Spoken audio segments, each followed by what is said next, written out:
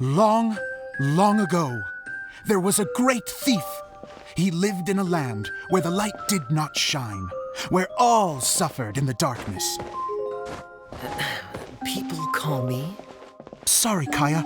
Directly into the microphone, please. Otherwise your voice'll, you know. Okay. They call me the Dagger Bandit, but no one sees that I rob the rich and give to the poor.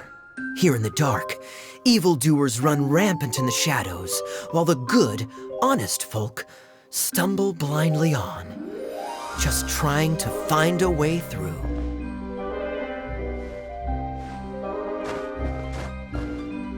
As the bandit brooded, suddenly the world was inexplicably changed as a single star appeared on the horizon and flew across the sky.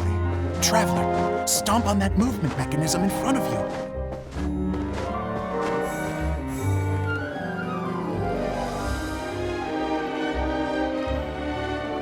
Light.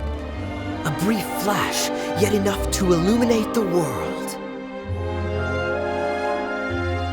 If I can find the source of that light, I can shine it into the darkness, and the people will suffer in blindness no longer.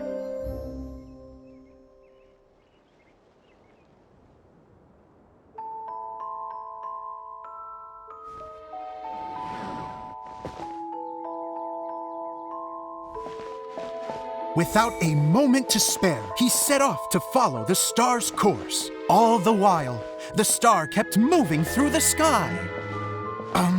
Traveler, the star kept moving through the sky.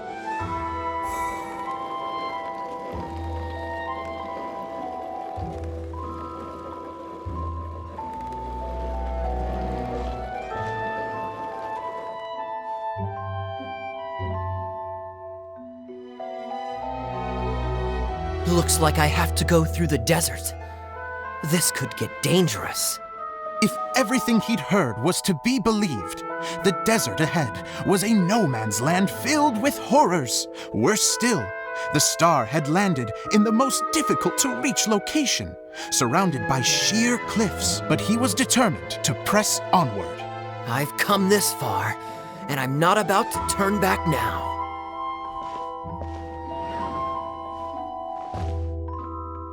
The Dagger Bandit trekked deep into the desert wasteland.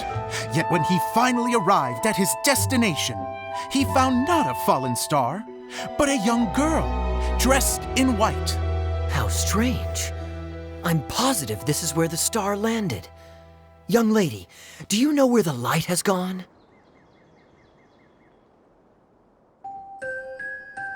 The girl replied,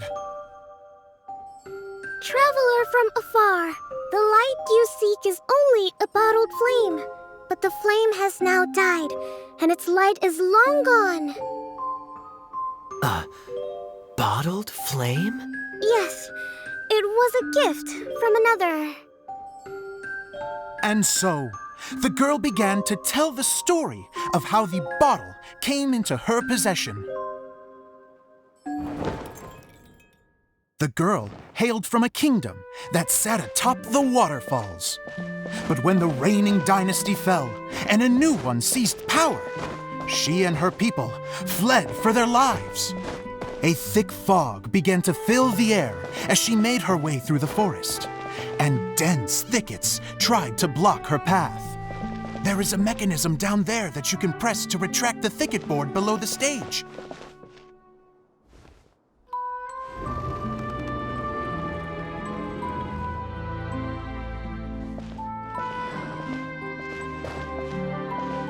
If I only had a lamp to guide me through this wretched forest, then I could survive.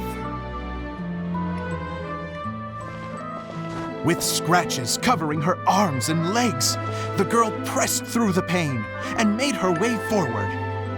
The road ahead was arduous, but she was determined to press onward. I've come this far, and I'm not about to turn back now.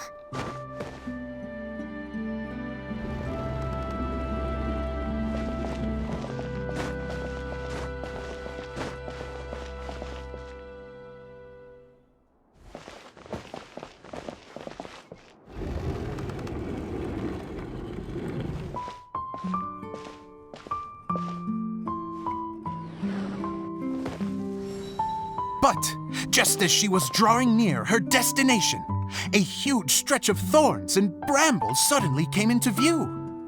Despair set in and began to weigh on her heart. If only someone could help me, I would give anything in return. The girl's heartfelt wish in her moment of desperation did not go unheard.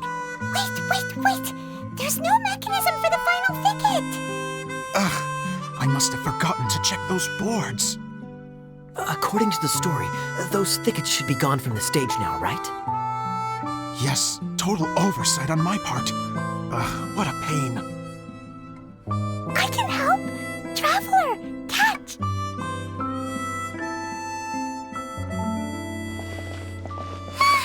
It's a Jumpy Dumpty!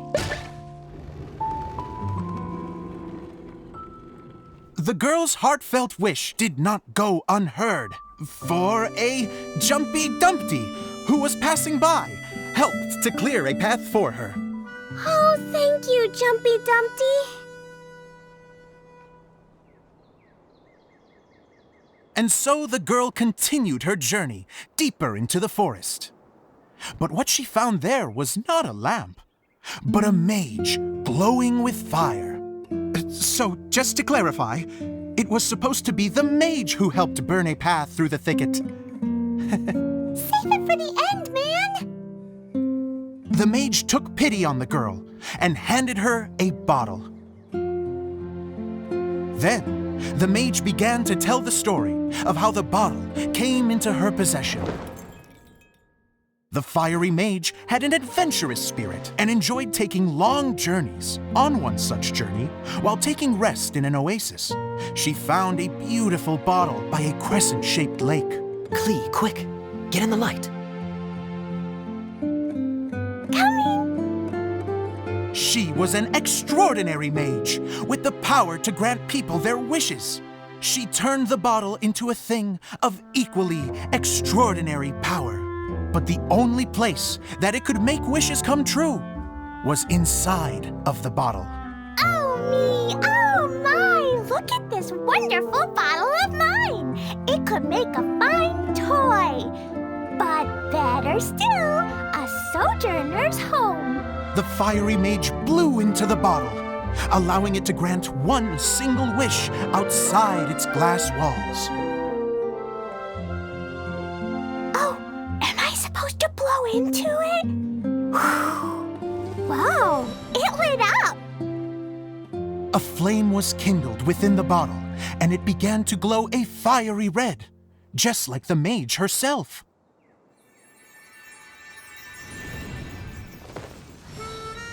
After the mage finished telling her story, she disappeared, leaving only the bottle behind.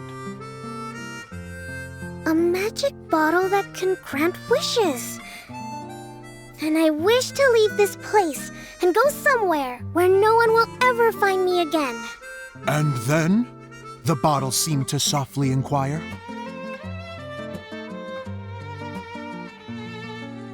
I don't know.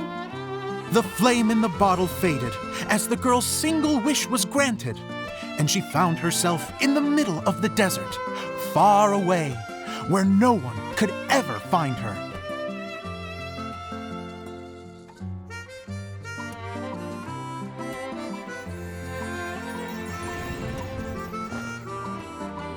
When the Dagger Bandit listened to her story, he sighed in disappointment that the flame with the power to grant wishes outside of the bottle had already died.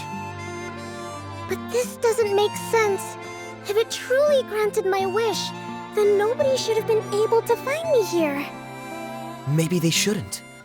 The desert is difficult and dangerous to navigate, but I was determined to make it, no matter what. Then take this bottle with you for your trouble. It may be able to grant you your wish, though sadly, only within the confines of the bottle itself. All I wish for is light. Honoring the bandit's request, the girl wished for light inside the bottle, and sure enough, it lit up. They found that while the light was only generated within, it could nonetheless shine through the glass and reach anywhere in the outside world. Even though it doesn't burn as brilliantly as the light that shone before, this is still an extraordinary light. What will you do after I take the bottle? I don't know. Well, then maybe you should come back with me. With no reason to refuse, the girl accompanied the Dagger Bandit back to the land where the light did not shine. They brought light to that place, and the darkness was dispersed, and they lived happily ever after.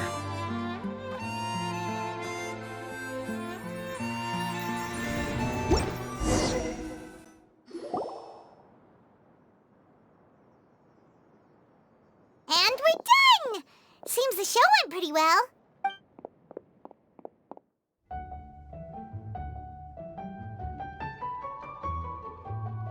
Miss Honorary Knight! Didn't I do great? I felt like I really was the fiery mage! Wow, great costume, Glee! As soon as Paimon saw your shadow, she thought straight away, what a cute hat! Glee loves it! Thanks, Mr. Zosimos! Oh, wait! No, I mean, Mr. Director. Mr. Director? Ha! No one's ever called me that before. Thank you, my dear little mage. Thank you so much. Oh, I'm so happy. Miss Adia said that she tailored it a little bit so it would fit me, but you were the one who designed and made it. You're amazing. Yeah, that's amazing. And it sounds like Adia did a great job too. It was nothing really. Just one of those, oh no, whatever shall I wear to the ball moments. Sewing comes in handy at times like that. Sewing is an art in its own right. You're more talented. Really? Oh, I'm just gonna go for a second. Please, chat amongst yourselves. She gets embarrassed so easily. She really can't handle being in the spotlight. Idia's a sensitive person and doesn't have a whole lot of self-confidence. I hope all the excitement hasn't brought her to tears. Oh. Don't worry. I'll go make sure she's okay. I'll see you all later. So, what did you all think of the play? Huh? Uh-oh. Time to get serious. Now, are you sure you want to hear what we really think? Oh, absolutely. I had the courage to ask, didn't I? Okay, Paimon will go first. So, the dialogue at the beginning was pretty good, but it ran out of steam as the story went on. Paimon could tell that you ran out of inspiration somewhere along the way. The characters were honestly a little bit ridiculous. Paimon didn't get what you were trying to do. The moment anyone started to show any kind of substance, suddenly the scene was over. Yes, all very good points, Paimon. I would add that in its attempt to pay tribute to the series 1,000 Nights, all semblance of a coherent was sacrificed. Plus, I do have to penalize you for the issues with the props. Miss Adia, what are you doing back here? Oh, you know, I return like the tide when people start discussing something important. Huh. Especially when it has to do with criticizing my show. Mm-hmm. But there was one thing I liked about it. Just one, mind you. The story had a good ending. You think so? I thought I was letting him off lightly. Adia, could I borrow you for a moment? Oh, sure. Excuse me for a moment. Back to you, Paimon. Keep up the good criticism. Okay, in that case, Paimon did have one other complaint. Let's hear it. Taking criticism on the chin is all part of being a director. The ending was all wrong. The girl's motives were clear and simple the whole way through. It was kind of jarring when all she had to say was, I don't know. And doesn't anyone else find it weird how her whole community was on the run, but she was only looking out for herself the whole time? I'm fine. I'm not going to improve without feedback. I also learned a lot this time with the chance to be off stage. To be honest, it was a dream come true. What a great attitude. You don't seem upset at all by our... I wouldn't say I'm completely unaffected, but you're only speaking the truth. They're all very valid points. Still, now that everyone thinks about it, you did finish the script in a bit of a rush. Maybe we were being a little too hard on you. That's perfectly fine. Nothing is as important to me as my work on the stage. We all use our imaginations when we're kids, right? I used to play with dolls and my own cardboard cutouts by the light of an oil lamp. Fast forward to now, and in many ways, I'm still that same little kid, lying on his bed, making sound effects. And I get the same joy from running a show now. Of course, a director can accomplish nothing without a cast and crew. So on that note, I want you to all know that I am eternally grateful to each and every one of you. Hey, don't mention it. We had Okay, here, take this. Your component, as promised. It's the bottle from the show. That's right. Can you guess the secret behind why it lights up? Oh, maybe there's an invisible fairy inside that opens its eyes when you blow into it. Bingo! You guessed it. That should do the trick. Oh, wait, this needs tightening up a little. Hold on, this will only take a second. This outfit's more fashionable than I imagined. Excuse me, everyone. Do you have a moment?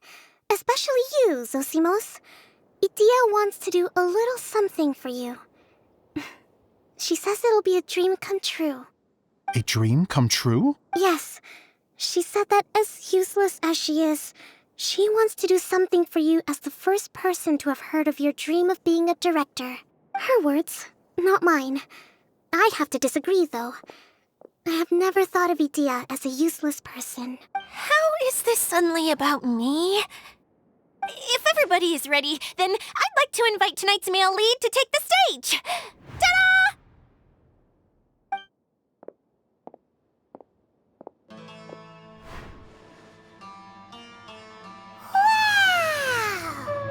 Cool! Kaya's turned into the real Dagger Bandit.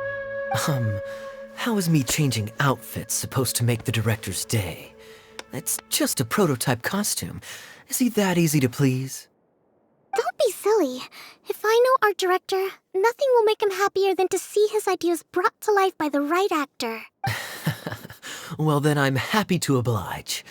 Who am I to argue with the star of the show? Zosimos drew up countless designs and made a few prototypes before landing on this one. It just needed some tailoring to fit properly, so I made a few stitches here and there.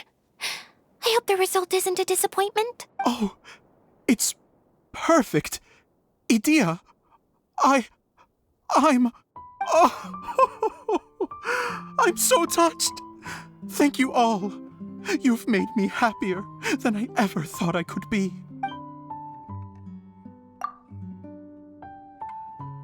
How are you doing? Recovered? Oh, I'm good. Thank you again, Idia. Oh, please, don't mention it. Well, now that we have the final component, it's time to say goodbye for now. Let's head to the core of the Veluria Mirage and get this place fixed up. Can I keep wearing my costume? Please do, by all means. Both of you can keep your costumes. It seems only fair. Yay! Kaya, keep wearing yours too. It looks amazing. I agree with our mage. I'm sure it's not every day you get to play such an unforgettable character. Sure. I think I can be a bandit for a little longer. Bye-bye, Mr. Director. Take care, my dear friends.